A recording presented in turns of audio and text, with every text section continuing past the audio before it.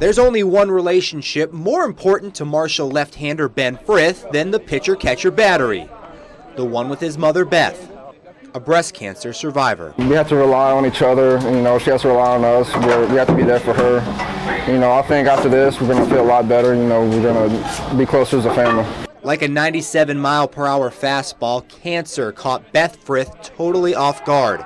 After a clean mammogram in January of 2009, she found a lump just 6 months later. She was diagnosed with type 2 breast cancer in October, had her surgery in November, and underwent chemotherapy in December. Just 2 weeks ago, she finished her final radiation treatment. Cancer is a journey. It's not an event. The original suspicions, the surgery, the treatment options, the actual treatment, it's an entire experience. But she's a strong woman, and she's made it through. On Sunday, Beth traveled from Louisiana to Charleston for the first time to throw out the ceremonial first pitch as the green and white went pink to try and K cancer. Not many people have the experience of getting to throw out the opening pitch, but way too many people have their life experience include breast cancer, either themselves or somebody that they love. A simple 50-foot toss made all the more difficult by the second most common cancer for women. I don't want to peak too soon. I'm in the middle of treatment. I can't feel the ends of my fingers. I've got lymphedema in my arm. I don't have full range of motion yet from my surgery. The Centers for Disease Control estimates that close to 200,000 women will be diagnosed with breast cancer this year. Beth believes if she hadn't been vigilant with constant checkups,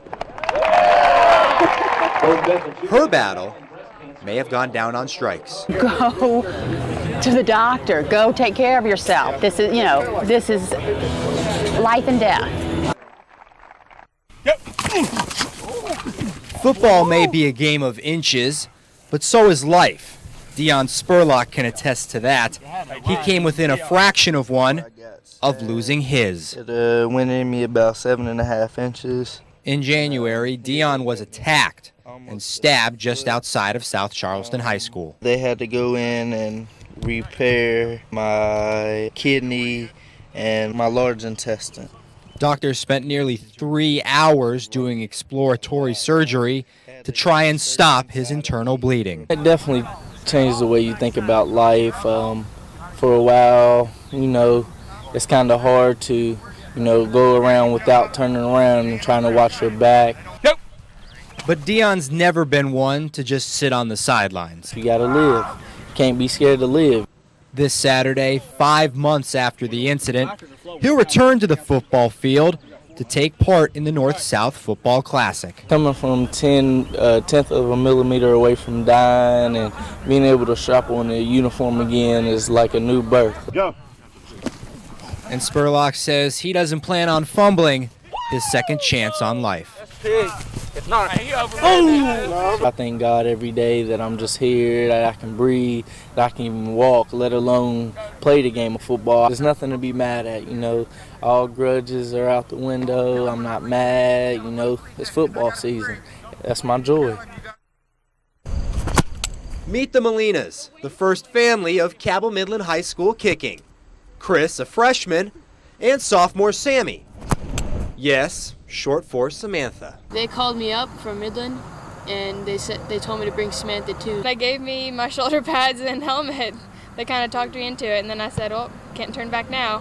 Sammy joins the small sorority of West Virginia girls to ever play prep pigskin. She may dress in the JV locker room alone before anyone else, but her teammates treat her no differently. The only difficult part is when I'm trying to watch the game and the guys get all excited and run up and down the field, and then they'll stand right in front of me and they're all ginormous, so I can't see it all. Both Chris and Sammy split time with Midland's European football teams too, each one a starter on their respective soccer squads. They spend their downtime practicing three-point tries with older brother Alex, another former field goal kicker for Midland. That's when sibling rivalry rears its ugly head. It just gets really competitive, but I think that makes us better because we're always trying to beat out each other. I think Samantha has a lot more strength than me because she can kick a lot farther, and I think I have a little bit more accuracy. This summer, life dealt the Molinas a bad snap. This is my dad. Their father, Louis Molina, a well-known and respected doctor in Huntington, passed away from a heart attack on the way home from a family vacation. Dad just really wanted to show us where he grew up. He never got to see what he pushed for the most. Sammy and Chris sharing the football field together. It helps because I know that I'm making him proud and stuff. We've had a lot of support from a lot of people, and sometimes I just think about him, and then it's just, he's watching me. There you go, Chris. It's a big thing to hold these. This represents what we are, and it's an honor to carry what we are in our hands. This thing right here started it all for us. And actually this come from Coach Mays, and he said we've got to come up with something to inspire them. And we started with our chain. We've got 11 on offense. 11 links on the other side is defense. And the one in the middle, this is our fans keeping us together, coming to every game and supporting us. And these are all the teams we beat.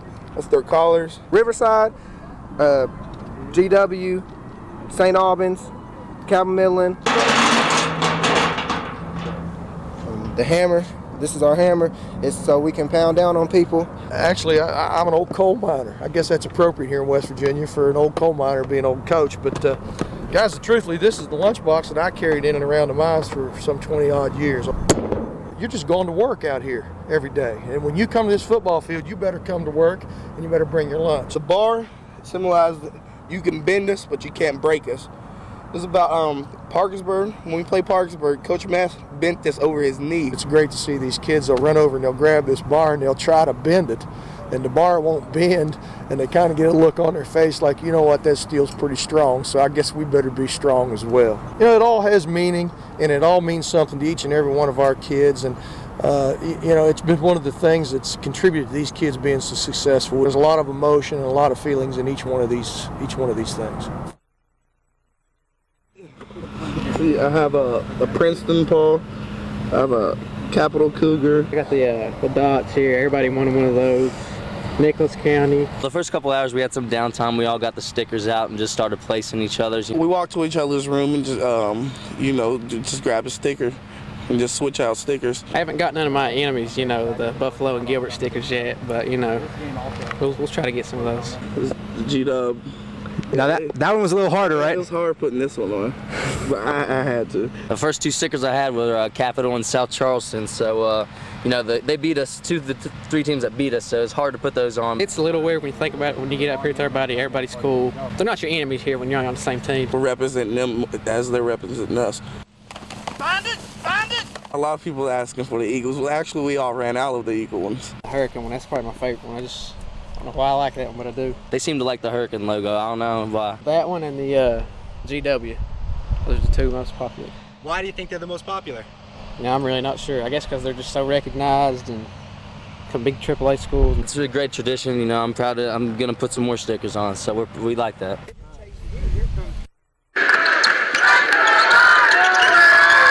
Anyone who's attended a Charleston Catholic basketball game the last 4 years has probably heard Adam Cavalier.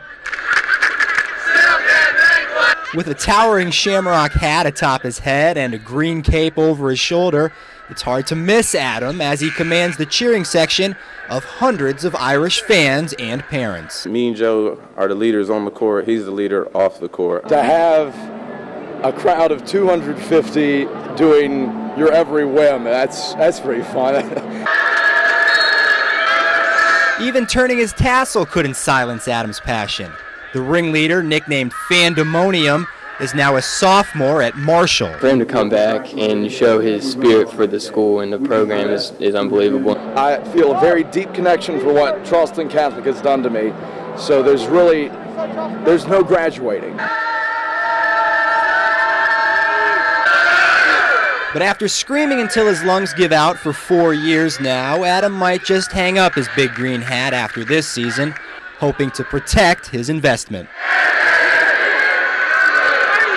I want to be a broadcast journalist. The voice is golden, so I've got to retire after this.